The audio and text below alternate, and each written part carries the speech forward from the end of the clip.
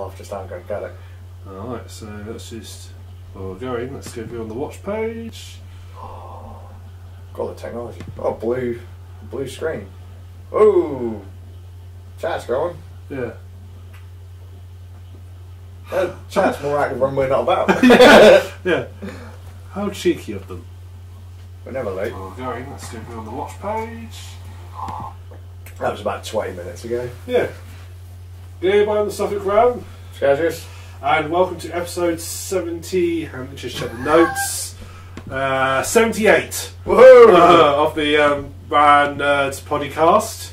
And we can see you being cheeky, but we had very important things happening. As you can see from Skazz, we had KFC to eat. Yeah. So, you know, important reasons that we're late, but thank you for joining us. Because reasons. Yeah. I'm going to say that's Annie and Divine in the chat. Evening, guys. Annie's drinking. Is he? He told me in advance. He's been in contact with our viewers? Yeah. That's not allowed. Well, it is, because I was streaming earlier. Because I was playing a game. What game were you playing? Splatoon 2. Like I never play Splatoon 2. Now, what was Splatoon 2 doing today? Splatoon 2 today at 3 o'clock we started the most recent Splatfest. I remembered this one, because it was an important one. As they all are. The question? Right. Movies or books? Books. Good man, you've picked the right team, because that's the team I'm on. Why would you pick movies? Books are really superior. See, what I said to people was because I always have to have a reason as to why I chose the team that I chose. You can't just pick one because that's your preference. There has to be a reason for it, an actual reason, so that when people argue with you, just slap them down and say, none of that, you're wrong. Exactly. I say, right, if it started out as a film, it's probably going to suck as a book. They probably covered everything they needed to in the film. If it started out as a book, for the love of Christ, stop making them into films. You fuck them up every single time. There you go, there's the family-friendly stuff right out of the way. Yeah. Because it winds me up so much. There is so much more in a book, much more character development, much more world-building. Use your imagination. It's better. I will say, I mean, I prefer, in general, I prefer books. Mm-hmm. If it seems I'm interested, I'd rather read the book than watch the film. However, it's something that I would like to know a bit more about, but you I don't want want to get to invest some time. Then a film obviously condenses the whole book down to 90 minutes. If it gets the gist across, that's not for me. To be honest, what I normally do with films is I normally go on Wikipedia and read the plot summary, and that's usually sufficient to get me through all the relevant memes. Okay, cool. And you know, so that usually saves me that. So you don't even watch the film. No, I just go read on Wikipedia. That's when people say to me, people feel well watched because I know all what they're talking about. No, I just go on Wikipedia about a lot of plot summaries. You just read a paragraph. You can read. It's the other thing. Films make a book smaller. Yeah. And turn a book, a 500-page book into 2 hours. Wikipedia, which is text, makes a film so you can read in 2 minutes. Mm-hmm. So we've got this great sort of breaking down. Now all Tom needs to do is make a film of the Wikipedia text. We'll get there in about 30 seconds. Still have a short and then film. another Wikipedia to summarise for a film. And I can get films in about 5 seconds, I reckon. God, blimey, what a digest. It's a shame was the Vim Vine wherever disappeared. You could have got a whole film of that. It's going to be like one of those flick animation picture books where you just like, right, I've got to go through a year's worth of films in 3 seconds. There you go, done. All it's going to be is, this is the hero, this is the bad guy, he's kidnapped this person, the Stuff hero happens wins. in the middle. Explosion. Nailed it. There you go. Michael Bay. But you're watching the Shawshank Redemption. It's summarised. Nailed it. Which was the exact opposite to the Hobbit film. Yes. Less time a book you can read and less time it takes to watch the Hobbit film. Which is what... Oh, and they cut out! They cut stuff out! Like, how can you spend more time on screen than it takes to read the damn book, like, read quite literally, and then, because wasn't it like 3-hour films or 2-3-hour films? 3 hour films, and and they've done extended editions as well. Extended? What? Read the book! It would actually take to watch all the Hobbit films and all the Lord of the Ring films. You're talking basically an entire day with a break for lunch and a bit and some nap time. But the Hobbit, like, I understand that back in the day, when they were doing the conversion of Lord of the Rings from book to film, they weren't really too sure how it was going to go. And it's an epic series, it's going to take a lot of films. Yeah. So, but then when they went, oh yeah, we're going to take this big behemoth book and we're going to split it into a 3-hour film. That was cool. There's a lot of stuff you couldn't put in it. I get that. But then when you take the shortest book in the series, which is basically a pamphlet in comparison, and then turn that pamphlet into 3-hour films, the same total length as the 3 massive Lord of the Rings books, you're doing something wrong. And they used some stupid things in the films. I mean, they introduced the character, admittedly played by Sylvester McCoy, because he's an ex-Doctor Who person, but they introduced the character Ragnas the Brown, who I absolutely loathed, with his stupid rabbit sled. Oh yeah, yeah. Fucking hell, what a stupid idea. I just literally like, oh god, why did he put that in there? So basically what you just wanted to go was like, look, cut. I would come out, yeah. I love Sylvester McCoy, he's a great guy. I said he's the 7th Doctor, great guy, but Ragnas, really, come on. Bard had an issue with character development, didn't he, of some of the dwarfs? Yeah, well, I had issues, sounds very sacrilegious. I felt there were too many dwarves. I couldn't keep track of who was where whom, because they're all there. I will admit, some of them look the same to me. All dwarves look the same. Is that dwarfist? I don't know. In Middle-earth it probably is. All white people look the same. All elves look the same, male or female. What? All dwarves look the same to me. And I was losing track of who was who, and they would say, oh, what about so-and-so, enter name of dwarf here. I was thinking, I don't know which one that is. Who is that? Who was that? Is that the one that died? I would have probably cut out about 4 of the dwarves and gone about 5 or 5. Yeah, well, no, they couldn't do that. They had to add more in because they made the book longer for some reason. And then they put this bizarre freeway love scene in it with Legolas and the elf who looks like him. And another dwarf. There was like a love triangle between the dwarf, an elf, and Legolas. Another elf, obviously. Legolas, and the dwarf. Yeah, Legolas, and the dwarf. The female Legolas, and the male Legolas, and the dwarf. And there's this bizarre freeway thing on, and it just felt shoehorned in. Because they do mention Legolas in the Hobbit, don't they? But not by name. No, there is a. Well, it's pretty. Of course, the Hobbit came first.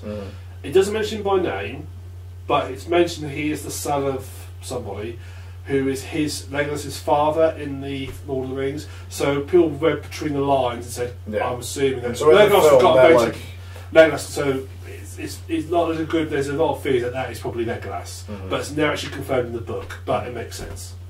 But still, turning a pamphlet into a 3-film epic, wrong. Yeah. Turning a 3-book epic into 3-hour films.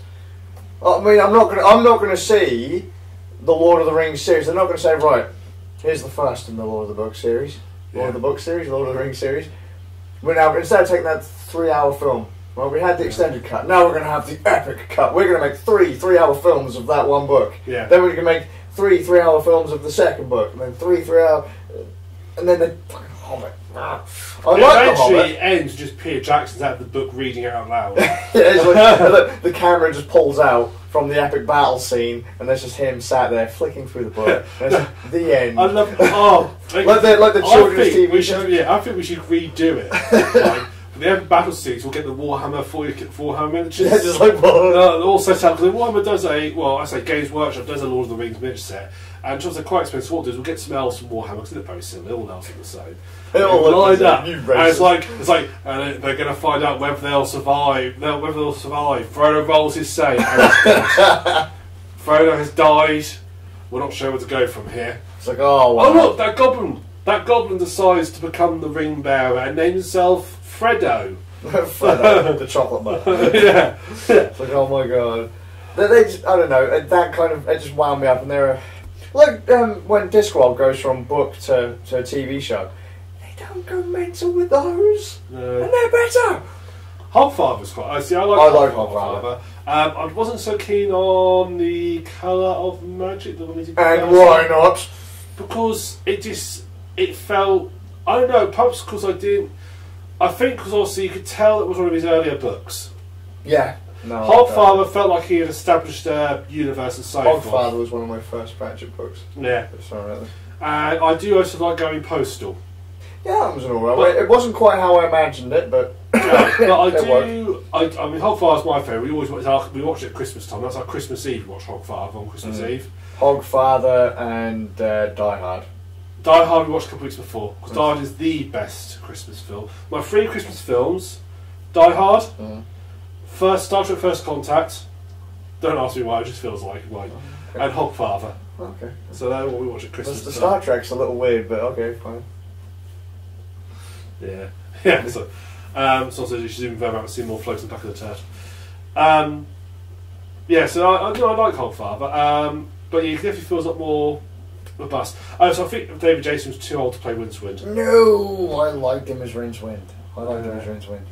No. I really did. Charles Dance's veterinarian Garden Postal was just ace. Yeah, he was brilliant in that. He is the patrician in my mind. Yeah, yeah. I mean, I'll be like, hands up. I've never read a Pratchett book. I just couldn't get into them. Okay. I can't. I tried. They gave me the Colour of Magic. My dad and my sister. Colour of Magic is an awful one to start with. Yeah, my dad and my sister are big Pratchett fans. Okay, they've got all his books. Definitely, they've got literally. They both have like their own copies each. They love them. So, but they gave me the Colour of Magic. So that's his first one. I read it. I couldn't get into it. I got about halfway through it. Yeah. I just like, I just don't. I was quite young at the time as well, so I don't think I quite understood the humour. I was probably about 11, 12. I'll be honest, they're not. Colour of Magic and the Light Fantastic, not the best jokes either, to be fair. Well, that was when he was just doing a little he hadn't actually established his world. He was doing a parody, wasn't he, of other fantasies. He hadn't quite established. Well, I mean, even the humour itself wasn't quite there. My personal recommendations to starting Discworld, usually one of the Death or Susan Stowe-Hellett books, or one of the Guards books, and in my opinion, and this is like, I say opinion, this is just fact, right? Best Pratchett Discworld book, Nightwatch. If you want to get a taste of what Pratchett was at his best, read Nightwatch. I was recommended to start with either Mort or Guards. What I was recommended. Guards. Start with Guards. In my opinion, better than Mort. Mort is good because it kind of sets the time for the Death series of books, which is another big arc in Discworld. Yeah. So you read Mort, Soul Music. Oh, which is a recommendation for Soul Music as well. Because you really have to go Mort to Soul Music so they tie in together. Yeah. Then Hogfather, I think, after Soul Music. Yeah. Then Thief of Time, I think. I don't. Basically, they are the Death and Susan series, so that's why people would say start with Mort, because that's where it kind of goes. Because Mort's her father, isn't he? Mort is Susan's father, and Death's adopted daughter is whose name I can never remember is Mort's wife. Susan's. That's why somehow being an adopted daughter of Death gives her Death's power. But then again, I thought she got that from Mort because Mort was his apprentice. So I thought it's because she was like, wasn't she born in his realm or something? What, the daughter? No, I don't think so. I actually think, thinking about it now, she got her power from Mort, because he was Death's apprentice. He actually started to go through the turn to become Death. Yeah. Well, I'm now ruining the book for you, but hey. I know. See, the thing is, I do know because I think there's an animated series of Mort. Was Mort animated? I definitely know. Soul Music. I definitely know the story of Mort. No, I know why I know Mort. They put a play on at the Marina Theatre of Mort, and I've seen at that and Guards, and I saw both of them at the Marina Theatre. Really? Yeah, Because they thought my mother and my sister, my mother read them as well. My sister and father loved them. They thought perhaps if the theatre in, I might get into it more, and I never really did. And I'll still say that I'm not a massive Pratchett. I mean, I said I've never read any of his books. I might give perhaps I'll get Guards on the Kindle and give it a go, and see if I can get into it. If you desperately need, I've got the audiobooks as well. I might try. I could actually probably listen to the audiobooks when I'm on the farm, because I spend all day listening to podcasts. Yeah. I love the audiobooks. It's got Nigel Planer does the earlier ones. Neil from the Young Ones. Yeah. He does a lot of the earlier Pratchett books, and then Stephen Briggs does the later ones. Yeah. And is it Celia Emmerich does the earliest witches? I thought Tony Robson did some. He did, but he did the abridged books. He did the entire series abridged. Some of the abridged books aren't bad, but you know, I've Nigel Planer's characters, to be fair. But yeah, if you're gonna start with Pratchett, I always say go Guards. Scribs will tell you to go. Obviously not Scribs. Someone we know would tell you to go the Death route. And plus, that sounds obvious. Go the Death route. Okay. Plus, my nickname actually comes from Soul Music. So, Skazz. Yeah. Oh, Skazz is a character in Soul Music. I didn't know that. An apprentice wizard of the Unseen University's high energy magic facility. Oh. Didn't know that. So there you go. And Total Biscuit, who is also a big YouTuber. Well, I'm not a big YouTuber, obviously, but he is a big YouTuber. He's also a big YouTuber, like us. He's almost as big as us. Yeah, almost as big as us. I think he's got 62 subscribers. Yeah, something like that. You know, he's getting there. He's catching up. Total Biscuit is another name from Pratchett. And before he was Total Biscuit, just random fact. His name was, he used to go around calling himself Soul Cake Duck, which is another character from Pratchett, so, you know. Isn't that the equivalent of the Easter Bunny? Oh, Christ. Because Hot Father is Father Christmas. I believe so. The Tooth Fairy is Tooth Fairy. So I'm pretty sure Soul Cake does that. Banjo. That's Banjo. Banjo. Yeah. Oh, Mum starts not to hit girls. Yeah, Mum, don't kill girls. Jet went the death for it, apparently, but he's still with us. It wasn't quite meant to be. Gave him yeah. that little bit of extra sand to go through. He's still got time. Yeah. Anyway, Splatfest. Yes. Well, it's still currently running. I think it's running until tomorrow afternoon, and we won't get the results till Monday or so. Do we have like a running total? So far, no, but my God, I've been absolutely massacred by the movie fans. You've been massacred. Yeah. Well, let's put it this way: even when I'm on the losing team, I'm still getting over 1,000 points, which means, and to be on the losing side and have over 1,000 points is pretty good. So you say movies are better than books? Fuck that! It's just more of them than there are me. I think that's sad. Movies are. Skazz has ruined books. Because of him. Not a chance. Oh, I don't plan on losing. As soon as this lot's over, I'm going back, son. like a sort of wounded soldier in the army hospital. Send me back out there, Sarge. It's just a flesh wound. It's just a flesh wound, yeah. Missing your leg. Send me back out there. I'll have those movie buffs. Fucking scum. Yeah. I've got visions now of like all the sort of like some sort of juxtaposition of like a medieval battlefield, a line at one side, all the book people, and all wearing sort of little reading glasses because they can't see very well, and so forth. On the other side, you've got all the sort of hipster-looking movie people sat with all their shades, fucking miniguns, and fucking desert eagles, and shit. And you're going, the sword is mightier than the sword. Boom! No, it's not. Dead. But I have had a chance to play some of the new maps as well, because I only really play for the Splatfest, so there have been a couple of updates and I've got to play some of the new maps. Pretty good. The special Splatfest map this time around also isn't shit. Not completely shit. Most of the Splatfest specific maps that they roll out once a month, they're usually really, really, really bad. This one is not too bad. When the maps have rolled out, do they stay afterwards, or are they gone? Splatfest maps only turn up for the Splatfests. They're not really themed, they just appear in limbo and like they just kind of move around or whatever. They'll have more motion in them than standard maps. But then the other maps will be like, I don't know, a supermarket, skate park. You know, they'll actually have a theme, a set location. They just rotate every hour or two. Yeah. Regardless of whether it's a Splatfest or not, but Splatfest maps are only there for a Splatfest. In Splatoon 1, I've never seen them run any other Splatfest map after the fact. That said, I don't remember specific Splatfest maps in Splatoon 1, but maybe there's just a gap in my memory. New maps are fun. New maps are fun. There you go. New maps are fun, guys. They're putting in all the. They seem to be putting in a lot of the maps from Splatoon 1 as well, which makes me happy because I prefer the maps from Splatoon 1. But Jet's draws from his tea break, apparently. Has he? Or lunch break. Might be lunch break. Go back to work. Yeah, you lazy sod. Or get a job like us. Yeah.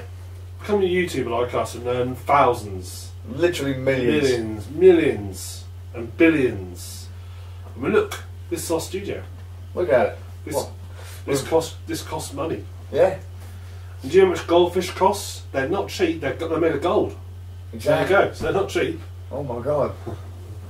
Right. I would say they're almost worth as much as Bitcoin. No. Ruin the rest of the podcast. Oh yeah. There you go. Spoiler alert. There's something about Bitcoin. There's something about podcasts coming later on in Bitcoin. Yeah. That's a little teaser. Teaser for you. So we don't know where we are, but you're going to go win. Oh yeah, I better bloody do. Well, we'll find out on our Christmas podcast if you win or not, can't we? Oh god. It's okay. We'll film 2 versions. Good man. Cut it in. I'll edit it. They'll never know. They'll never know. Right. So I've been playing a game called Farsky. Right. Not Far Cry. No, Farsky. I know, I got confused as well. Did you? Is that why you bought it? Yeah. It's like, oh look, the new Far Cry's out. Oh, this isn't This isn't even a first-person shooter. There's an elephant in the room about this game. I've got to get out there first. Right. It's Java written. It's a first-person Java game. So basically what you're saying is if you've got 32 gigs of RAM, you ain't got enough. Yeah. It is. It runs surprisingly well, despite the fact it's in Java. Well, I don't even know how you. I didn't even know that you could code for first-person 3D games in Java. I thought it was just like 2D like adverts. Yeah, I didn't know that. Didn't realize this was possible. Yeah, I didn't know that Java was used for for anything real. Java to do a 3D game. I mean, how many game engines out there must be based in Java? Why would you pick a Java as a game engine? And you've got Unity, XNA, you've got loads of freeware out there, but no, it's in Java. Alright, let's forget about the Java bit for a moment. Okay, that's the elephant in the room, not the word Java.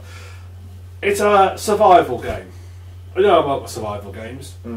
This one, you take the role of a guy, you start it, and you're in a little mini sub, and you start, your mini sub falls apart as you're diving. Right. And you survive it falling apart, and you end up on the sea floor, 100 metres down. Right, you survive. Without a sub? Without a sub, yeah. The sub falls apart and you float down. You've got some mad skills to survive there. Now, I don't know a lot about sea, but I think 100 metres down, I'm pretty sure I could swim up. If I was going to die, I think I could swim up 100 metres. I mean, submarines, they can escape. Well, I think if you just didn't, I think you'd be naturally buoyant anyway to 100 metres. But anyway, you get this person saying, oh, there must be another groundwater habitat nearby, go find that. So now that can replace your oxygen supply. And there is an underwater habitat just near where you've crash landed. What are the chances? You get into the underwater habitat and you did crash land on the seabed. How would you describe it? Just crashing. I wouldn't really say. Well, you land on the seabed. There is no real landing when you What crash. is water but thicker air? Yeah, I'll give you that. Yeah. So I climb into get into my little habitat, and you're in this little like 2-tier habitat, and you've got the usual crafting stations, and you've got there's a cooker. Underwater. There's a master crafting station which you craft other crafting stations with. And the first thing, and then if you can't all says, No wonder it's made in Java. Oh, it's procedure generated as well. Generates levels, procedures each level. Every time you play, it's different. Okay. Which is a bit neat. So I got on there. First of all, I had some resources in my somehow I had all my resources still. I built a drill, which was a bit like a Big Daddy drill, and used that to go gather resources. So I literally just walked out and just like went to the nearest piece of rock and just started drilling it. And I started. So you went out back into the water. I dropped a little moon pool in it. You know what I mean by moon pool? Okay. You know what I mean by that? Yeah. That's fine. I dropped down into the moon pool. Yeah. Found the water. Well, I can't mine for iron inside the habitat because I have to mine the habitat and the habitat gets holes in it. And there's a flaw in your plan here. Oh, habitats can flood. Oh, right. Well, thanks for letting me know. Yeah. So I go and Did you find that out after you tried to mine the habitat? No, I read about it on Wikipedia. I read about it on TV Tropes. So you're just like, yeah, alright, I'm gonna read the summary of this game on Wikipedia. I played the game to completion.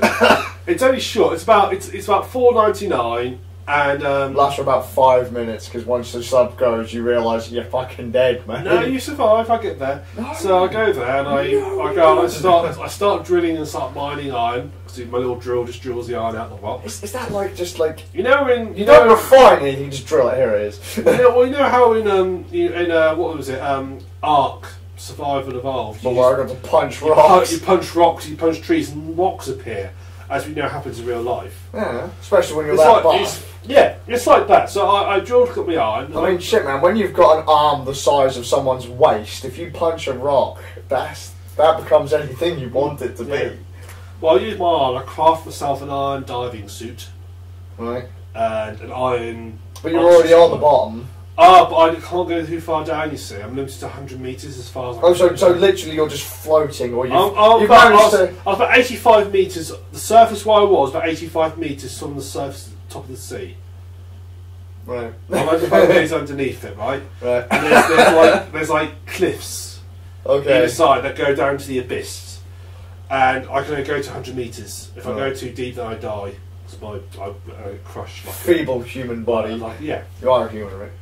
I assume so, but you never see yourself. Oh my god, it turns out you're a robot. I might be a dolphin. Can't trust dolphins. Yeah. So no wonder you're doing so well without having all this like rebreathers and stuff like that. Well, after your sub felt a bit. Well, I go back to the thing. I craft myself an iron diving suit and an iron oxygen tank. By default, you're going to have 2 minutes, I think, of oxygen. Okay. And that gives me like another 5, so I've got like sort of 7 minutes of oxygen. So I can go and explore a bit further, because obviously you need to be able to explore a bit further. Well, I'm glad that you said that you weren't just going out to sort out ore conveniently that you found within 2 minutes of where you hit the floor. Yeah, you can. You can also build extractors as well, which you can plant, which mine it for you, and come back and it's full of all iron. It's just like spitting it everywhere. Yeah. So pick this up your litter. So I then go, and then of course I start getting hungry. And this is all survival games. Eventually, hunger's what gets you. Hunger's the thing you start getting panicky about, because for some reason, in every survival game, any piece of food you eat, no matter what it is, only replenishes your hunger by. It's like the equivalent of me eating a digestive biscuit. You just had a massive meal. So it's like digestive biscuits to me. Yeah, that's what it feels like. Yeah, you can't eat anything big. You've just had like a 3-course, 4-course. I'm not sure how calories work, but if I have a fish. Yeah.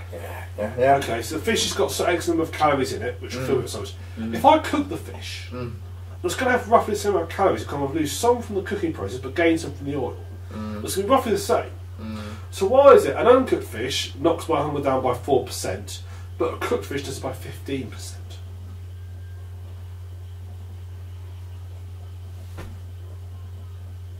Uncooked carrots, 5%. Cooked carrots, 20%. That's still no. No. So all I can think is satisfaction. Because let's be honest, you'd rather a cooked fish than an uncooked fish, unless you're having sushi. Yeah. And the same, you'd rather a cooked carrot than an uncooked carrot. So I think there must be a satisfaction. satisfaction. I like raw carrots. No, they're not the same as cooked carrots are better. No. You can honey roast them if you cook them. No, raw carrot. You're a monster. Yeah. Raw carrot. Yeah, you are weird. Raw carrot, mate. Raw carrot. Crunchy. What the fuck are you finding raw carrots under the sea? Of course. Well, I can understand if you said to me, right, so we're chilling out under the sea, and I'm starting to get in this hungry. underwater habitat there were potatoes. And I have this option where I'm underwater to cure my hunger. there's fish, and the fish would get. I'd be great, I'd be fine, but all I have is rocks, and so now I'm constantly hungry. Oh, well, you see, I could understand you saying I'm only getting a few percentage back on my hunger bar because I'm licking rocks. Yeah, well, we see, I crafted a weapon crafting station. You have to craft the crafting station. I was going to say, bloody hell, you have to craft a weapon place. Yeah. You couldn't get a stick and some rocks. No. I craft the weapon crafting station, and I build myself a spear. Yeah. So I think, oh, I'll go stab some fish. That's got a bit low tech, considering you've just made a station to make it. Yeah, but I only had iron at this point. So what you basically done is make yourself a table. I thought, you can make tables, yes. You've just like stacked some iron on top of something and said, right now, if I put my stick there, that'll keep that roughly the right height. Bit of rock, just put it there, wrap that up. Yeah. I went on my iron spear, and I kept trying to stab fish, and I couldn't. You couldn't. It turns out, you need a spear gun to fire your spear. Wait, hang on. So what you're saying is, if there's a fish there and I go, that's not going to spear it. No. But if I get a gun and then do the same thing from the same distance, that's... Yes. This game's wrong. So I then go back and I craft myself. So I think what I'm going to do, so I go back and I'm getting hungry, so I'm at 8% hunger, which is bad. So I go back, because if I use 100% hunger, obviously we know when you use 100% hunger, you instantly die. So I go back because I'm at 8% hunger. I'm assuming you instantly die, you probably don't. 8% hunger, I get back to I my don't think place, I've ever been to 100%. and I find that again, using iron, I can craft a knife. So I craft an iron knife, and I literally just go out. But this point it's getting dark, and like in all survival games, when it gets dark, predators get aggressive and come after you. Now I'm pretty sure, again, 100% of the water, there's not that much light coming down, so I'm not sure how much the light cycle would affect them, but you know, go with it. Yeah. So I'm out there, and I'm just sort of walking the fish, slashing them and killing them, and gradually knocking down, just be trying to find fish basically to purge my hunger supply. And the next thing I know, I just get this whack, and my screen goes red, health goes down, and I've just been attacked by a shark. So I turn around, there's a shark coming at me again, and I actually I thought, right, Sharky, right, I've got a knife and a spear I can't use. I'm gonna have you. Fetch. I sit there with my knife. He comes at me, I slash him just as he gets to me. And it becomes a being cat mouse. I've got to time my slash right. So if you slash him as he gets to you, he sort of like pulls off his attack. But if you mistime it, then he gets you. So I'm sitting there trying to time my slashing with my knife. And in the course of about a couple of minutes, I gradually kill him. And then I find shark meat knocks 10% off my hunger. Right. Bear in mind I can't cook anything yet because I've got a cooker but I've got no fuel. Right. So, and shark, I got this 10% normal health, 50% when it's cooked. Right. I'm pretty sure shark does not taste that good.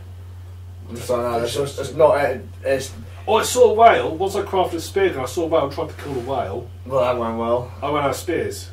For fuck's sake. Yeah. I just... So what you're saying is there's now the first fucking underwater porcupine. Yeah, the whale didn't care, it just carried on. Well, I was like, look, sod off, mate. But what Who made this game?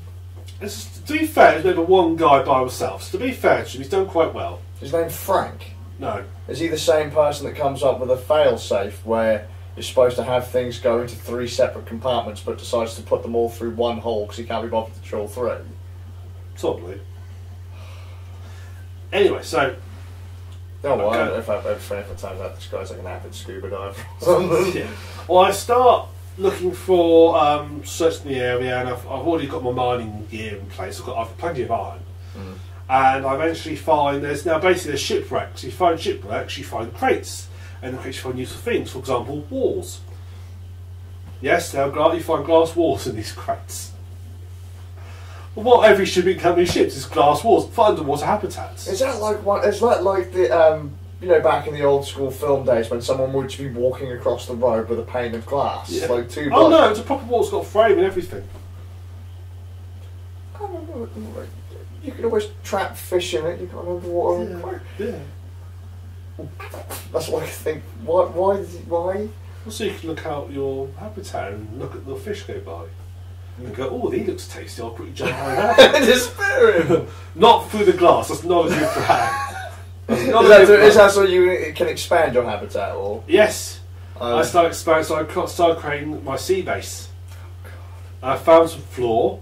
I found again there's plenty of floors in this one. There's shipping floors as well. So I found my floor and I started building outwards.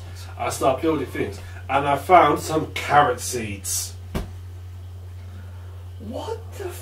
Look, there's a shipping company out there who's shipping nail floors, glass walls, and carrot seeds. What kind of ships are these? Are these like? Like little fishing boats? No, I mean, like, are they like trawlers or some? They're little fishing boats. Big wooden thing. They're little fishing boats. I've already answered your question 3 times. You're still asking the question. So, yeah. So I started explaining. Why are they all underwater? Because they sunk. Why else would they be underwater? Why are they all carrying supplies to build an underwater habitat? Well, how else are you supposed to get the underwater habitat down there? Right, lads, let's get the boat, we'll take it out there, and then Fred will sink it by drilling a hole in the bottom. Right, when they build the ISS, they shoot a rocket up there, don't they? You don't like ship it nearby and then pick it up. They shoot a rocket up there. So logically, if you want to build an underwater base, you float a boat where you want and you sink it. That's just totally that's obvious. Okay. So the first thing to do is I built a greenhouse.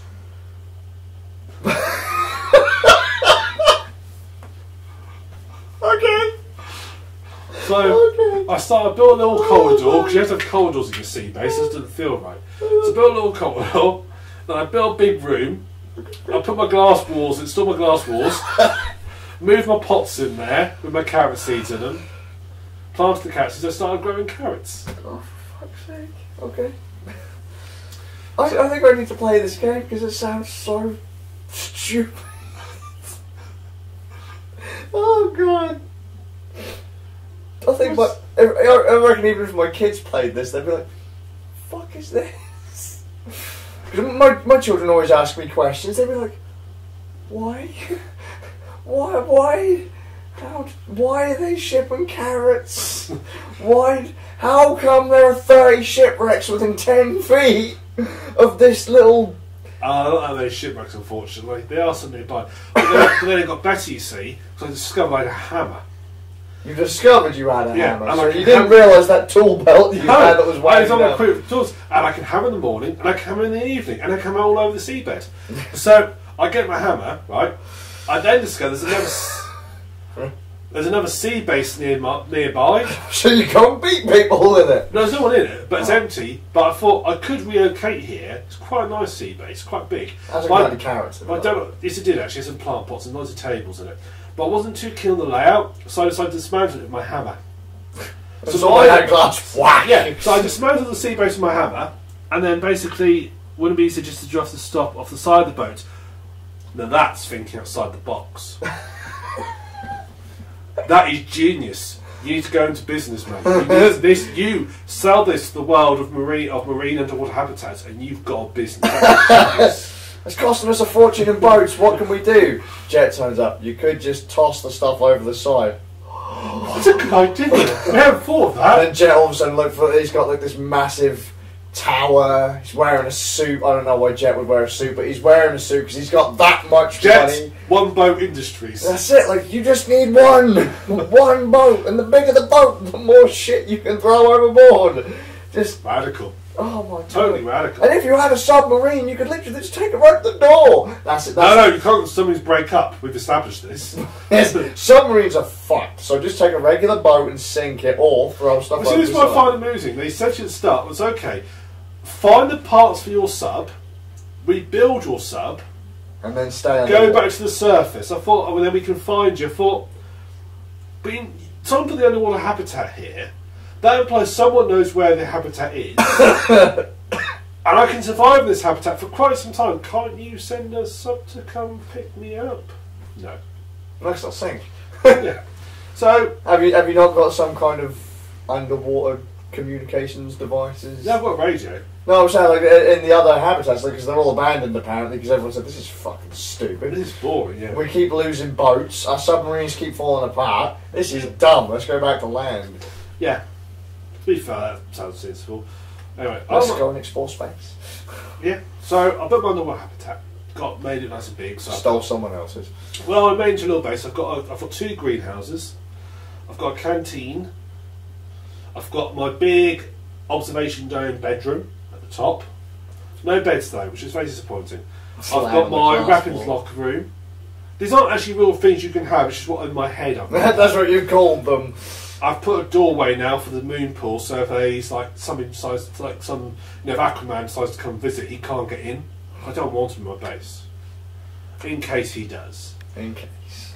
Anyway, so I thought at this point, I better actually start finding some parts of my sub. So this is the actual whole point of the game, is to find the parts of your sub. Let me guess, they're in 3 feet of where you were. No, there's 9 parts. The first bits are nice and nearby, and then I discover the rest are all like right down these trenches, which are 350 metres down. Okay. So I need to get down there, which means I need to find some more depth. So eventually I find more depth. Yeah, I need to find more deepy suity things. Oh right, okay. Eventually I find. Just say you need to find more depth. If you look down the hole, it's there. Eventually I find some copper and gold. And I start my little extractors mine the copper and the gold. I also find coal. Well, so I bought another extractor and bought coal. Coal. Coal. You're not the Bernie Black stuff. Yeah, that's what You're not going to be taking that back to your habitat because it's sealed, right? And you burn it and then smoke, die. That's a really good point, which I didn't think about when I was playing. Oh, crumbs. Yeah, that's really good. Karma. So you're going to go back to your little habitat now and I was cooking a lot of carrots. And Nick Jr. and Nicktopia 6 fucking gone, man. Oh, the humanity. We couldn't put them on land anymore because we got a bit of a reputation. That was probably your company that decided it was a good idea to sink boats. I chose the impossible. I chose Nicktopia 6. It's like, oh my god. The city where the man will not be constrained by petty physics. Where the submariner would not fear submarines. Smoke inhalation is not fatal in Nicktopia 6. Oh dear.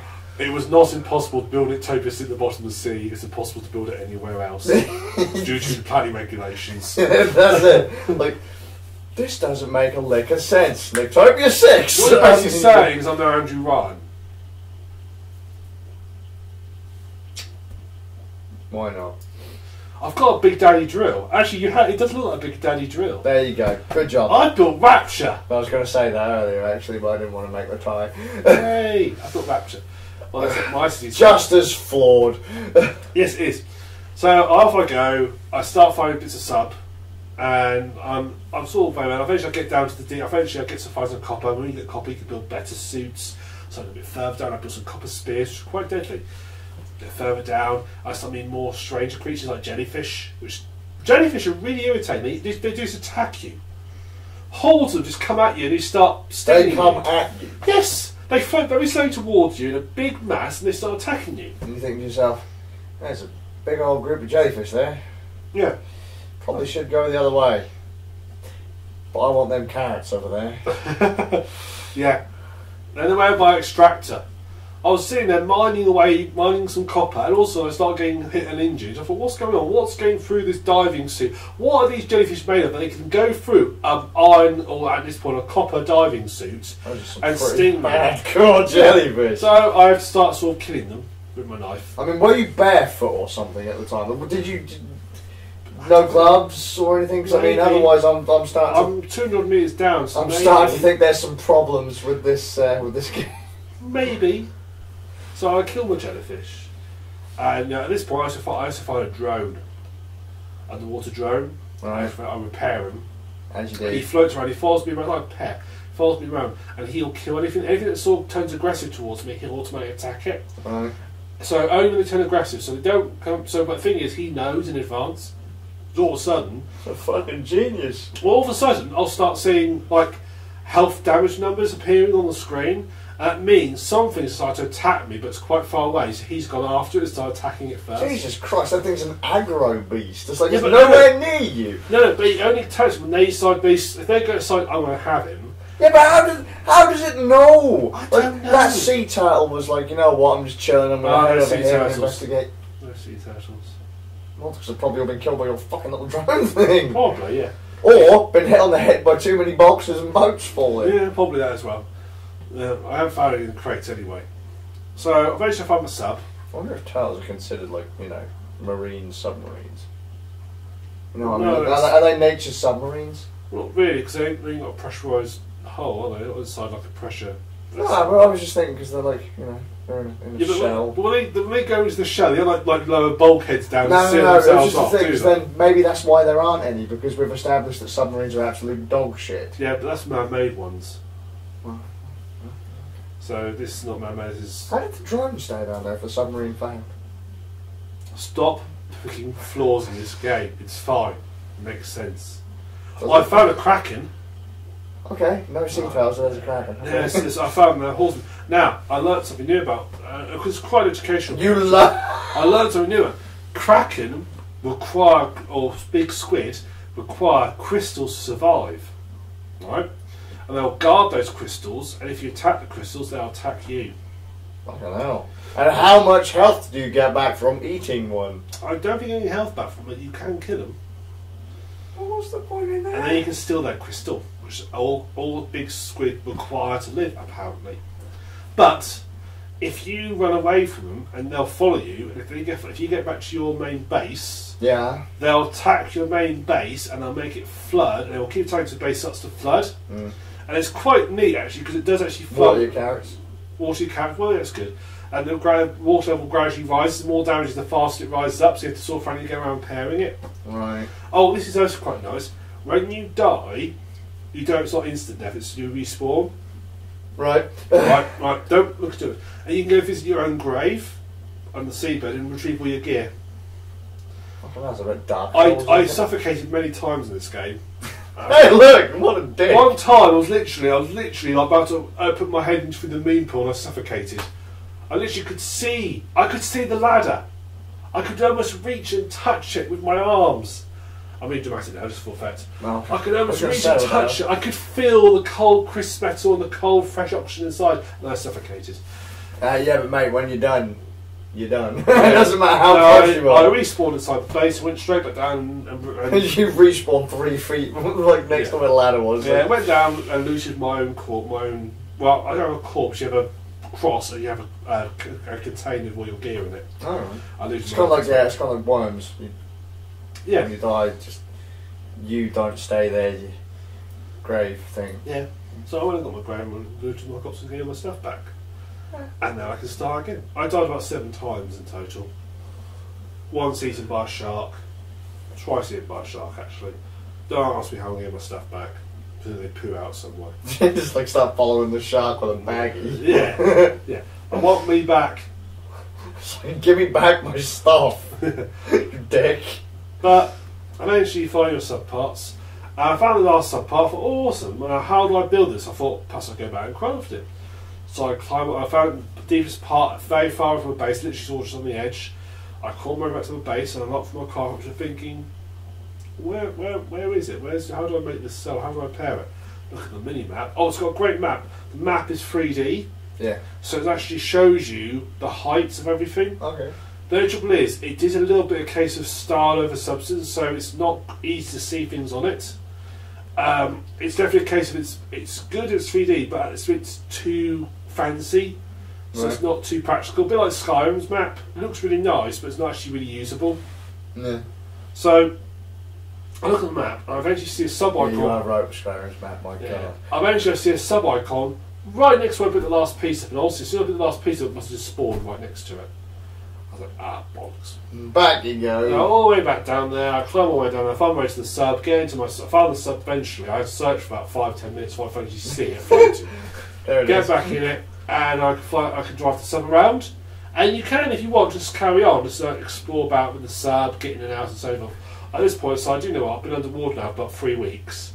Yes, I have built Rapture, and I have killed many fish, and I've got more iron than most like sort of metal fabrication companies and copper. I've got literally chests. Oh, you like this as well?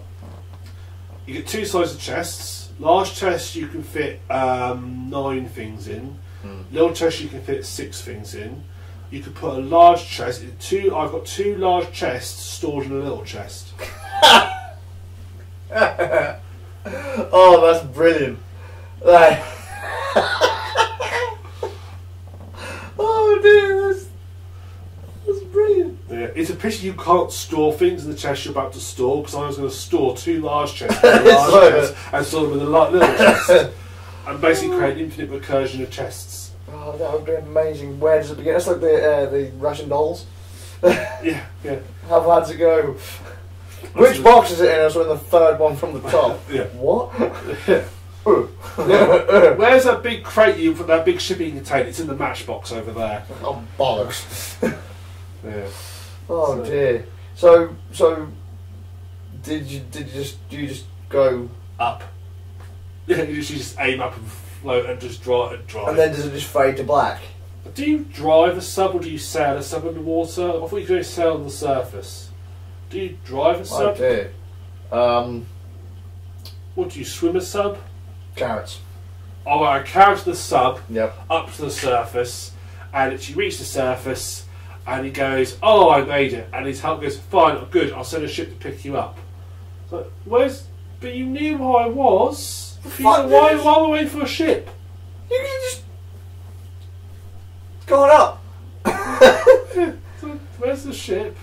So I sit there and I waited for the ship, and the game ended. All in all, Could you have just pissed off when like the I should have done. I should have just pissed. What would have been great is as you got to the service, you're about to do service, it goes, "Oh shit, it's breaking down again." Perhaps going back to subs that's already broken apart once and putting it back together with presumably super glue or something. glue? I Fish just paste. pushed it together. Well, I'm not sure how he rebuilt the sub, because I thought, alright, get the sub, then perhaps you need to find some fuel for it, repair it, you've got to do something, because he literally just gets the parts and just puts it back together and it works. Must be a really small sub. It is an all one person sub. But yeah, just flaps the surface and then you get this lovely sort of shot of the sort of open ocean and the game ends. And then you're not survivor mode, which would be far more interesting at the start. Survivor mode, submarine parts aren't marked anywhere, you have to search for them. Okay. Everything's a bit more aggressive and it's one life only. So an actual game then? An actual survival game. I think, actually, to be fair... Are you saying that the first part was basically a tutorial? Pretty much, yeah. To be fair, yes, it is quite easy. It's fucking broken. It is, but it's I'd say one of the earlier of the sort of survival sims, where before they quite hit them gone big, before they quite got popular. It's $3.99, so for the I wouldn't knock it for the 4 or 5 hours experience I got out of it. I can't knock it too much. Is it Windows only? No, it's a Windows, Mac and Linux. Right, I'm fucking sold. I'll have a go. I'll kill myself by burning coal inside my random glass box thing that I found in a wrecked boat. Oh, I brought some lights as well and stuck them outside. The lights don't help, but they're there. You can build turrets. If I play this game, I'm probably going to start crying. It's like all the things I can find that's wrong with it. It's like, that's not how this works. Oh well. So, sounds amazing. Yeah, I do recommend it. So, time to move on to yourself. Yes, on to me after your wonderful sea thing. How's the chat going, by the way? Let's see, quite a lot. Okay. Uncle Carrots, I record on Long Dark is usually caused by wolves, cold, random or not paying attention to the game mechanics and making dumb decisions. Yes, Long Dark, really good game. And yes, I did die from a wolf, but I did get an infection from a wolf bite and died of that. Long Dark. Long Dark. We talked about that a few podcasts Yeah, we ago. did. It's the one with the pretty trailer on. Yeah, the one that said all the wintry land and so forth. I wanted to try that, but I can't remember if it was on Linux. I think it is. Someone remind me to get that game, assuming it's less than £1 million. Apparently, Uncle Cows are better for you. I don't care. They don't taste as nice. And they taste better. The game sounds like a Python sketch in a good way. Yes, I agree with that. Carrots and wolves. Yes. Got to go. Bye. Sorry. See you later, Jet. Bye. It's a bit late now. Sorry. Bye, Jet. Well, we acknowledge that he's gone. That's another great. See you later. That's another great Amiga game. Worms. Yeah, Worms. We were talking about Amiga games earlier. There you go. Yeah. Context for you guys. There you go. Now you know. Right. That game is so broken. But remind me to check Long Dark for... I'm pretty sure they'll knock on Linux. Yeah, but wasn't it like 20 odd quid or something? I don't really want to spend 20 odd quid for it. I think I've got a Steam key for it from the Humble Bundle. Fucking Humble Bundle. IGN. I was going to give you the Steam key. Bastards. Anyway, right. This is going to be a short one because Yes. I've already talked about this game before. I've already spoken about it in reasonable length before. Phantom Breaker Battlegrounds is now out on Nintendo Switch, or Phantom Breaker Battlegrounds Overdrive is out on Switch. remind me which one that one is. So, Phantom Breaker Battlegrounds is a side-scrolling beat-em-up based on the Phantom Breaker beat-em-up series. The closest thing I could say it relates to is probably, if anyone's played it, Scott Pilgrim vs. the World, which is a side-scrolling fighter game and a film and comic book series. Basically, the game is it's a side-scrolling beat-em-up on 2 planes. Most side-scrolling beat-em-ups are in 8 directions, so you can actually move in any of the major directions, so up, down, left, right, and then in the diagonals. This one, you can literally move backwards and forwards on the bottom plane or top plane, and enemies will only ever be on top or bottom. You can jump, you can duck, you can do all different kind of combo attacks and stuff. It came out, I think, in sometime years and years and years ago. I mean, like, we're talking PS3 time, that's why I'm so sketchy on it. Then it got made, it was on PC, and I got it ages ago for about £10, and I put about 30 hours into it. Literally, it's like an 8-level game, where every time you beat the game you're stronger. You can just go back to the start and go again with that leveled up character. Cool. And in some cases, like, I've found that if you were to just start the game on normal, the first level, your character, whoever you choose, starts off at full power. Then, through video game logic, you lose all of your power, get to level 2, and the game will kick your ass. So what would have been standard enemies to beat become really quite tough because you've lost most of your combos. You can level up your stats in the game as well as pick different move trees. So you can either choose to put your stat points, your level up points, into skills or stats. So you can increase the lengths of your combos, acquire different moves to chain combos, or you can make it so you hit really hard, or you've got more health, or things like that. The main reason I picked it up on PC was because it had characters from Steins Gate and Robotics Notes in it. I remember it. And there were additional DLC content. I remember now. I've been trying to. I recognise the name. I'm trying to picture it now. Is that the one when you drop a time machine on people's heads? Yes, that's the one. I remember it now. Well, it's now on Nintendo Switch with all of the DLC bundled in. So it's fun. Good. It's still just as fun as I remember it. So there you go. There's the brief thing. Oh, it was £7. That's not bad. That was pretty good, considering I think that when I bought it on PC it was about 15 quid, then the DLC on top of that or something to that effect. Cool. 10-15 quid. Have they done anything with the controls, getting like motion controller? Or I'm going to be honest, the controls are fucking awful. They are so bad. So I was using when I played it, I used a Pro controller, and believe it or not, not every game on the Nintendo Switch supports the Pro controller. Some games can only be played with the Joy-Cons. But surely a Pro controller just pretends it's a pair of Joy-Cons. Same inputs, but no. Surely... Same inputs, but not supported. It's not supported. 2 analog sticks, set face buttons, and a D-pad. Nope, no, it's not supported. Not supported. But that makes no sense. No, it's stupid. Well, it's ready. It's supported, but I couldn't see any part supported. But I couldn't see any part where the game would say, control scheme, you're playing on a Pro pad, it was all set up like I was playing it in portable mode with the Switch, and all of the the menu screens had graphics of Joy-Cons attached to the Switch. I was like, so, but you can't use the left analog stick to move. You can't. So how do you move? You have to use the D-pad. What? Now on the Joy-Cons, that would be fine because each part of the D-pad is an individual button. So you can't say kind of phantom input by accidentally pressing up on the, say, if you're pressing right, you can't accidentally press up at the same time by moving your thumb on it to jump. The D-pad on the Pro Pad is fucking horrible. It's absolutely horrible. Nintendo, you made the best D-pads ever in the NES days and the Super Nintendo days. What the fuck were you thinking with the Pro Pad's D-pad? It's atrocious. So, because even when you play fighting games, most people say, yeah, you have to have a good D-pad, right?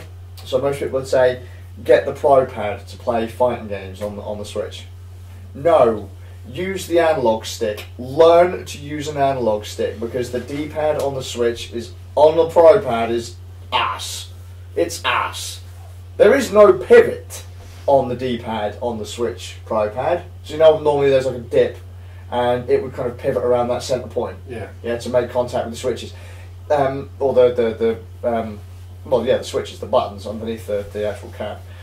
On the Switch Pro Pad, you can literally just go duh, and press the whole thing in at the middle. No, is that a button?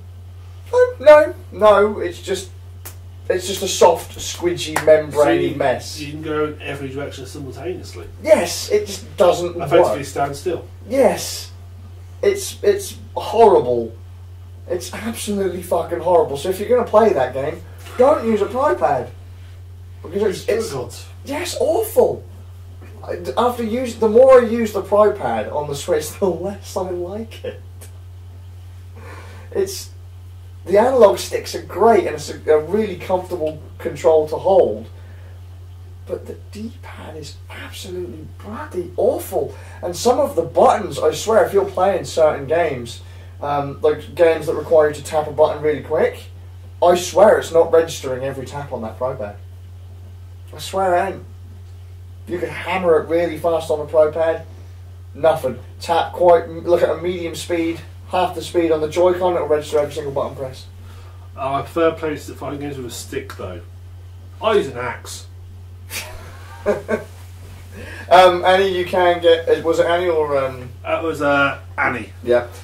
You can get a fight stick for Switch, but at the end of the day, if you've only got a Pro Pad or a set of Joy-Cons, learn to use the analog stick. The analog stick isn't bad for fighting games on the Switch, and considering fighting games have been nubbed so much to allow semi-duff inputs and yet still pull off the moves. Like back in the day, you had to get the button inputs perfect. Yeah, they had to be timed perfectly. Now you might as well just kind of wave the control pad over here somewhere and just wiggle the buttons, and somehow you'll pull off special moves. See, I'm doing Tekken Tag and doing the training mode where it's basically taught you the combos. Yeah.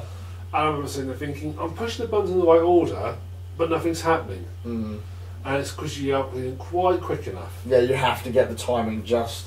I used to hate combos in fighting games. I like a lot of the earlier fighting games, so combos weren't a huge thing.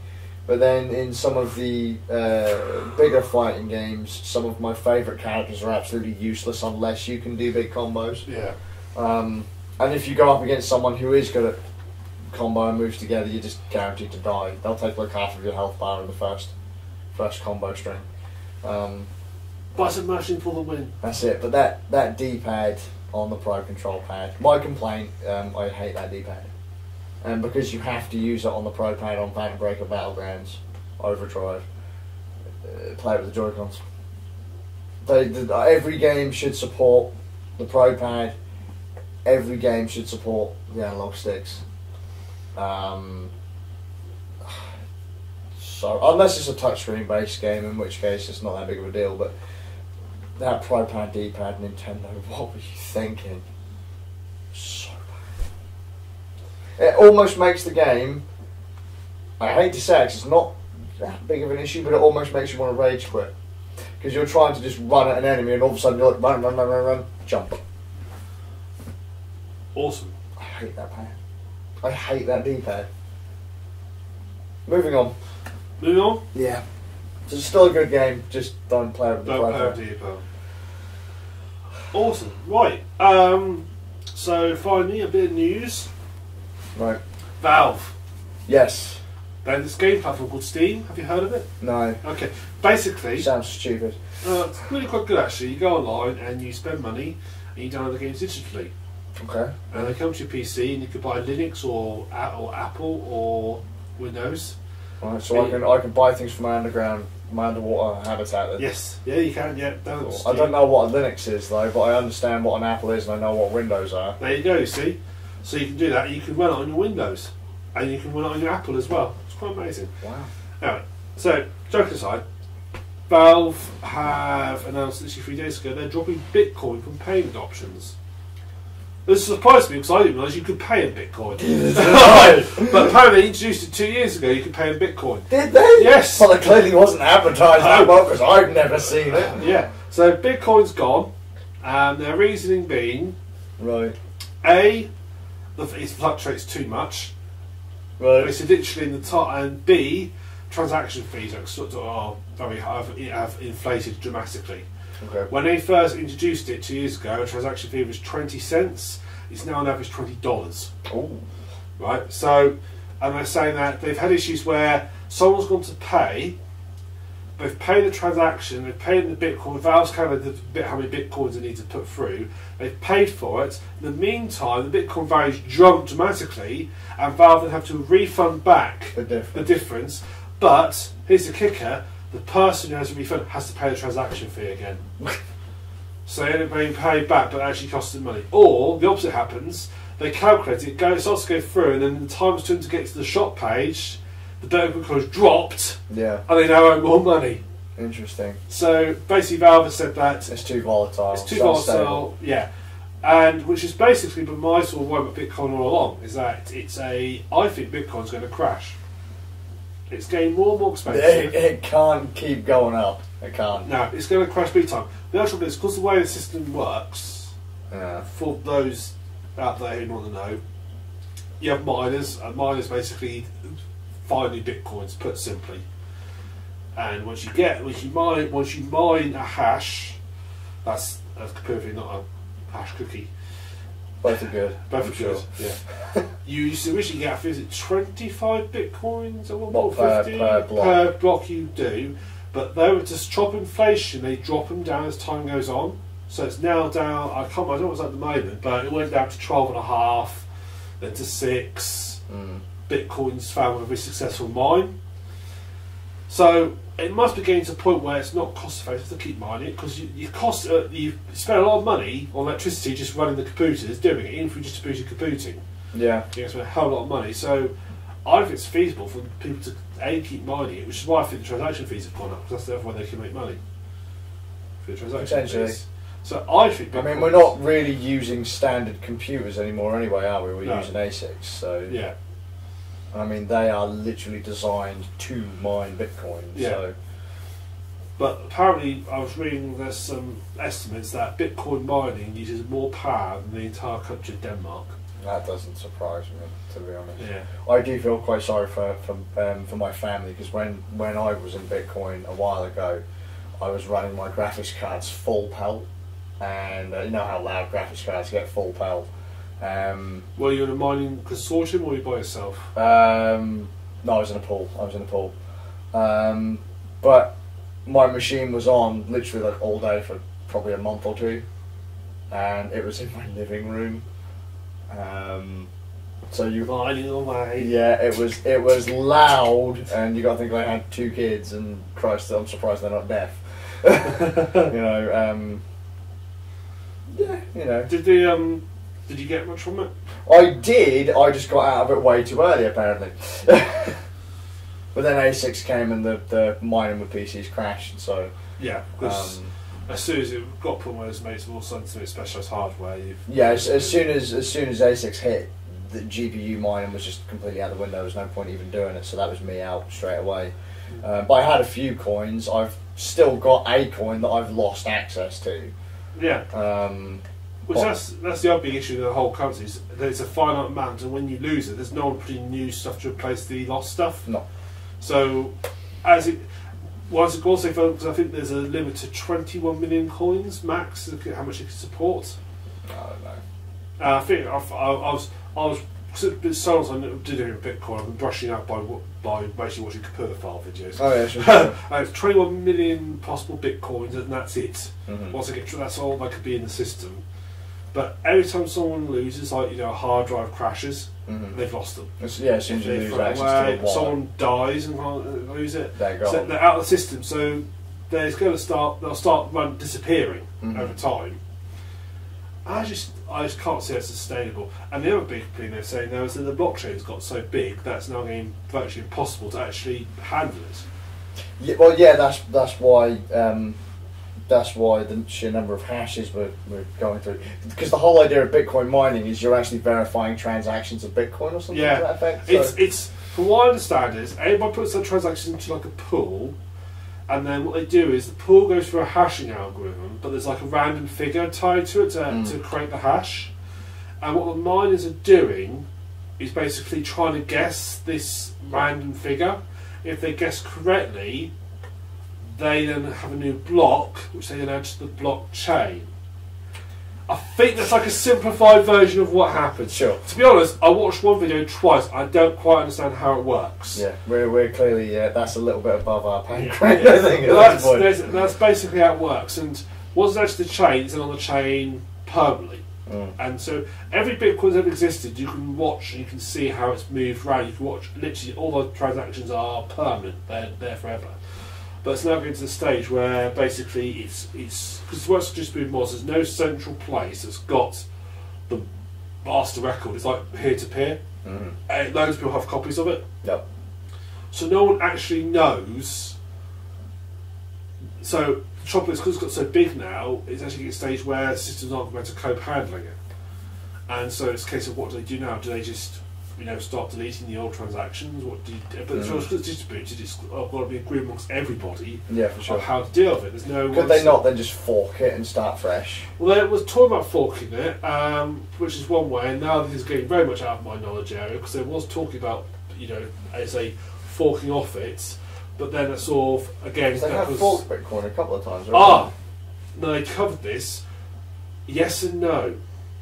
If two people guess the same random number at the same time and both create valid blockchains, you get a fork. However, what happens is you can't. When blockchain said you can't have a fork, it's not set up so you can do that. No, I mean that when they had issues of like let's say losing coin, they ended up forking it to something else. You had like Bitcoin and Bitcoin Cash. Right, that I don't know. So they were two completely separate currencies based on the same. That I'm not aware of. That I don't know about. Okay. I said my Bitcoin knowledge was very rusty to begin with, and I've just been spending the afternoon researching. Okay, sure. So I wasn't aware of that. Okay. So I'll take your word for that. Yeah. But I do know that's what I mean. Is like they could probably clear the chain if they were just to fork it into another currency. Yeah.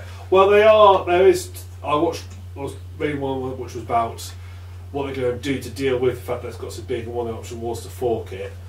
But they will just want to say about how you've then got basically two blockchains to try and keep track of, which then makes it more complicated.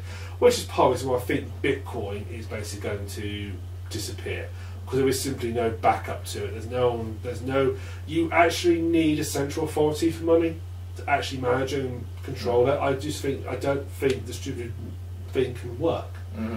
You need somebody who can actually say, right, this is what we're going to do to sort this problem. Because there's no, if you have an issue, there's no consensus. No, there's no way of dealing with it. Because then they have something like Ethereum, something happened and people lost like millions in Ethereum, and then everyone had to agree, and if one person said no, it was basically tits up at that point. Yeah, exactly. It's the whole cryptocurrency system is based around. I don't think it can work. And I think more and more governments are going to start. I mean, some governments have already banned them; you can't use them. Yeah. I just think it's just being so unregulated. It's just not going to work. I think a lot of people are going to lose a lot of money eventually. Yeah, especially people who are investing in the coins themselves. Mining them, I've never had any issue with mining a coin because I haven't really done anything other than paid the electricity bill. And if my computer's already on running full ball, not that big of a deal. But for the folks that are actually dipping into their wallets and paying for these bitcoins, something that doesn't actually exist. Yeah. In honesty, I don't really think any currency really means anything. To be fair, majority of currency is just numbers in a computer database. Yeah. It's just it's adding numbers from one spreadsheet to another spreadsheet in the long term thing for most money these days. Yeah. It's a risky business, and I think a lot of people are getting caught by buzz. Yes. And so, yeah, a lot of people are going to lose money. Yeah. I think there's a lot of people out there. A lot of money. I think there's a lot of people out there who are getting to Bitcoin who don't really understand. I mean, the reason I've never really gone to Bitcoin is because I don't really understand how it works. Mm-hmm. I just don't. I had an opportunity. I've told you before. When I was at university, when they first come out, I had an opportunity to buy some, and they were silly price. They were pennies each. Yeah, they were silly price when they first started, but I didn't. Mm-hmm. Now, if I'd done that, You'd be loaded right now. I'd be loaded right now. That's like if I could get access to that Bitcoin in my wallet, I'd have, 11 grand or something like that? Yeah. It's like, Jesus Christ. And I got out of it when they were worth, 100? Yeah.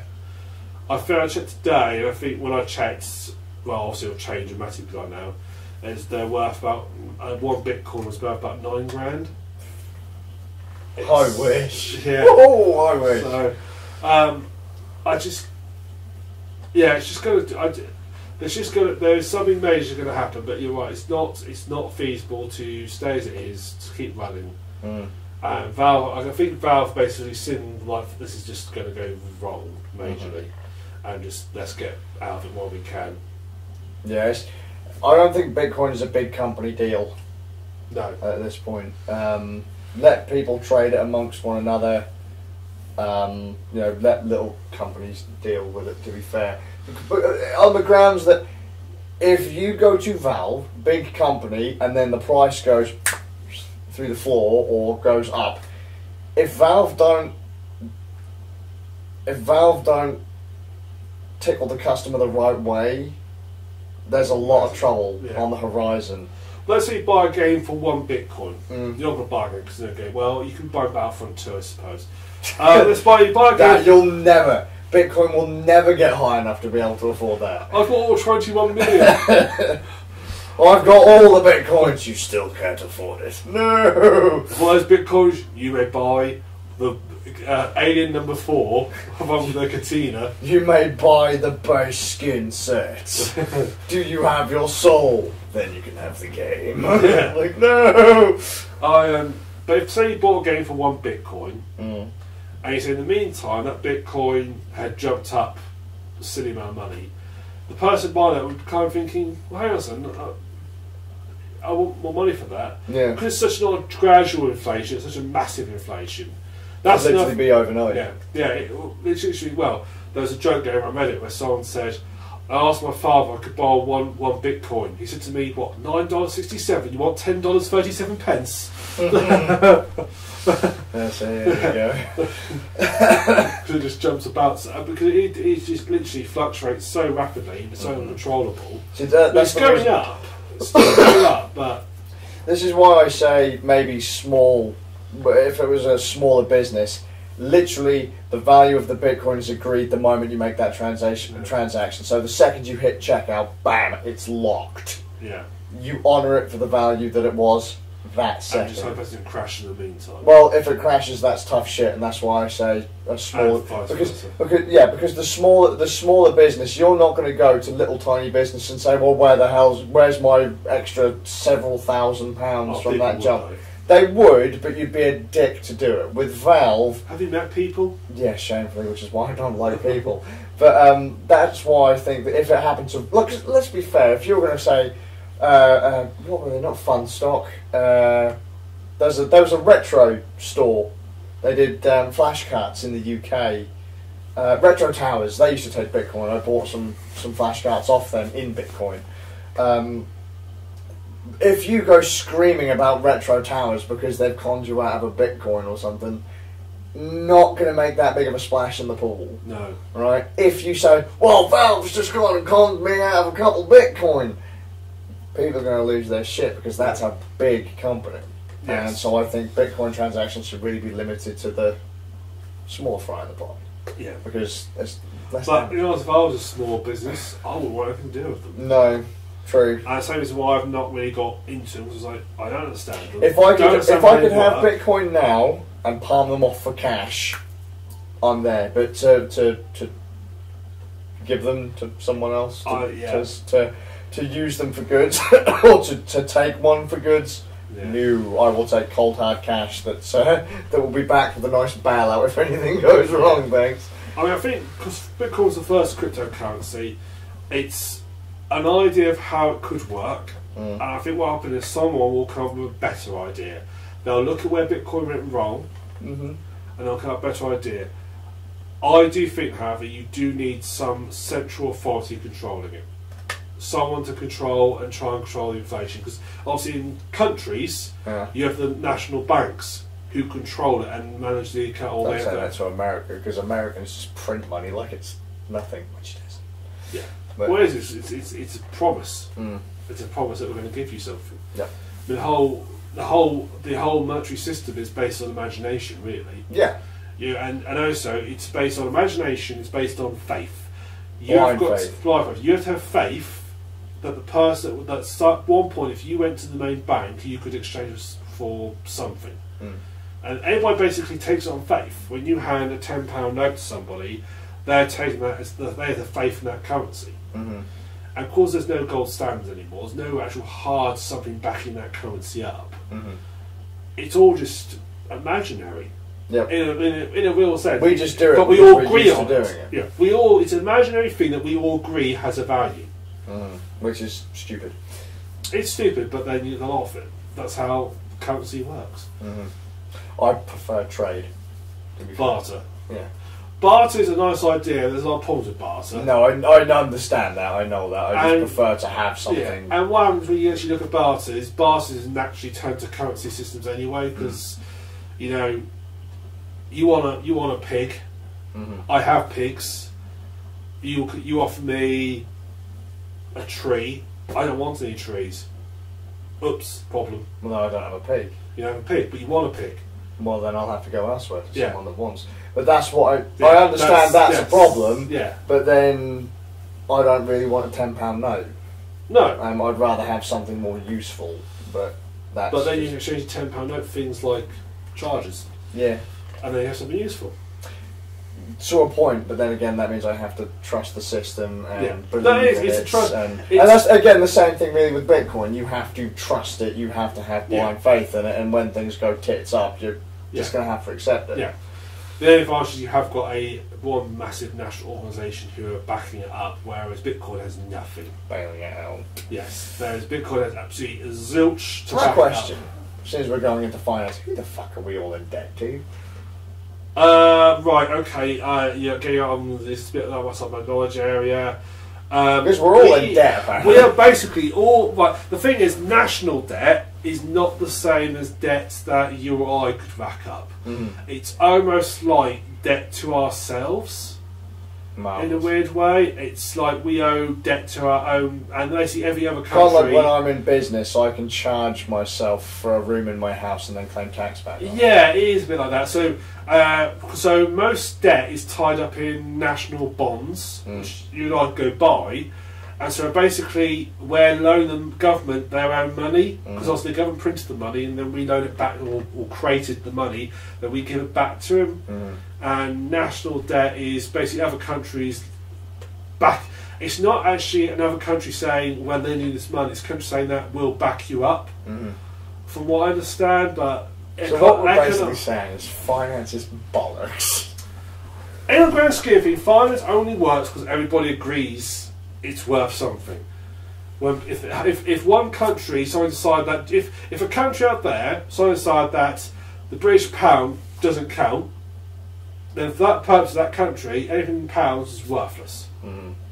The same could be true of any currency. If we decide that the US dollar is worthless as a country, then you could buy anything in dollars. Those last two. I agree. They're worthless. There's worth as much faith as people put in. Unfortunately, it doesn't matter if you think they're worthless. There's enough people out there who think they've got worth that you can buy something. The trouble is, though, they need to. Yeah. Because otherwise we'd all be living on the streets. Yeah. No, that's absolutely right. You're kind of forced to believe that this stuff has value. The ironic thing here, you have to... But luckily, everybody's forced to believe it, so it works. Funny hell, that sounds kind of... that's a bit... Dystopian? Yeah, just a tad. Like, hey, you better believe it, because if you don't, we're all screwed. It's like, yes, let's all drink the Kool-Aid. We're all sat there rocking backwards and forwards. It's not really worth anything. It's not really worth anything. It's just like blowing your nose with £50 notes. Like, well, this was worth something before, and now we've got a new one. Is this still worth anything? What about that? My £1 coin, my old £1 coin doesn't go into the new machine. Well, at one point it was worth something yesterday, is now worth nothing. Oh my god! Or when pennies cost more than a penny to make. Just saying. Actually, don't. They've never cost more than a penny. No, I'm just saying, like in other places, in other countries, when they were to, if you were to have like a jump in the value of a certain metal, yeah, and they're like, oh well, it used to be this much to make this, and now we're going to use this amount of metal to make this kind of disc, and then they end up cutting them down.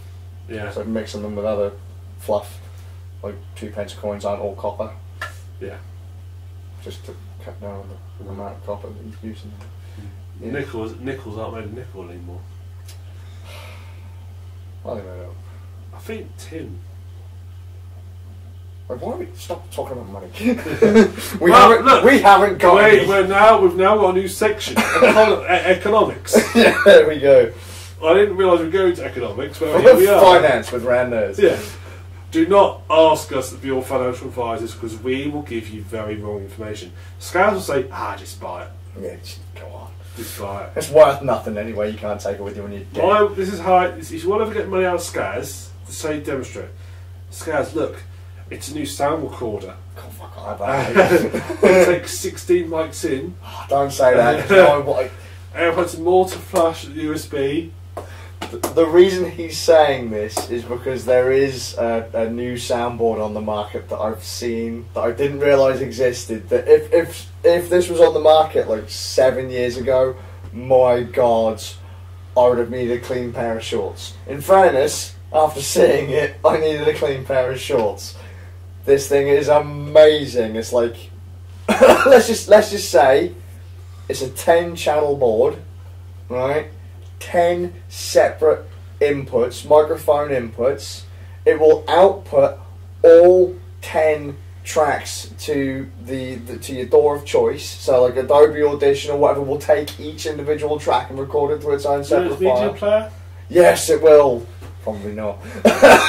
But not only does it do that, you can. It's got the standard mix feature, so you come out as a stereo track and you can mute everything. But it will still output. It will still record. It has a built-in recorder. So not only can it output, say, all of those 10 tracks, and not only can you still have a stereo mix coming out that you can control on the board, you can also record directly on the device to an SD card in the device those same 10 tracks that you're outputting to the computer or that you're mixing through. Amazing! I want it. One dial compression. Oh. And how much imaginary items does it require? Shamefully, it costs nearly $1,000 of our imaginary currencies. Half grand, 500 imaginaries. Yeah, that's it. Like 500 non-existents. Well, there we go. So that's what I want. So get on it, people. Yeah. Support our Patreon so Skazz can buy a board. Do we have a Patreon? We have got a Patreon. Have we? We have. I didn't know that. We've got literally nobody subscribing to it. Rocking. I might even have to donate to it. Yeah. It'll be my savings. I'm trying to get Patreon to sort out the URL for it because I can't set the URL to Rand Nerds. Michael. It just won't let me save it. And I've emailed them. They said, "Oh yeah, we see this problem. We'll sort it." And I've not heard of it in the last 6 months. I'm going to throw out there. I've had so much trouble with companies and that recently. Yeah, it's gone missing. As it will contact the warehouse and then we'll get back to you. 5 weeks later. How big is this warehouse? In one case, I've been waiting for 3 years, And then when I emailed him back recently, I was like, what the fuck? You said you were getting in contact with the guy in charge, and then you get back in contact with him. Yeah, we haven't managed to do that yet. Here's his email. I was like, what? You're in the same office? What? You want me? If I have to email him, fuck it. I'm just going to get a plane ticket. I'm going to come over there. I'm going to kick down your damn door. Where's my stuff? Or the other one was, yeah, we're going to contact the warehouse. We'll get back in contact with you. Months go by. Contact them again. Have you managed to contact the warehouse yet? Because the game has come out. The game is supposed to have been here. You shipped it. The DLC that it was supposed to come with, it's had several sets of DLC that have now expired because I can't load the game up to get them. Where's the game? You've had my money. You've had my imaginary... Have you just realised that they're not worth anything? Yeah. What do you want? We changing this to blood now? Give me the game, you bastards. Anyway. Yeah, well. So, I think that's it. Finance. Finance. Mm. I will be your financial advisors. That's creepy, yeah. You wait till we see it. Well, we'll find out in a second when it appears. In a second, that's like... it's a few seconds ages away. I think, no, it's nearly there. Here we go. I'm showing a belly, I've just realised. I'll tap my shirt in. There we go. Come on. Awesome. There you go, best thumbnail ever. That'll get us £1 million. £1 million imaginaries.